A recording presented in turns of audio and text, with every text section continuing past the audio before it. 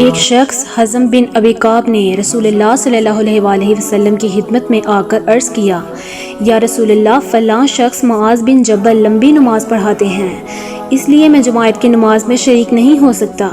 کیونکہ میں دن بھر اونٹ چلانے کی وجہ سے رات کو تھک کر چکنا چور ہو جاتا ہوں اور طویل قرآن و سنت کی طاقت نہیں رکھتا۔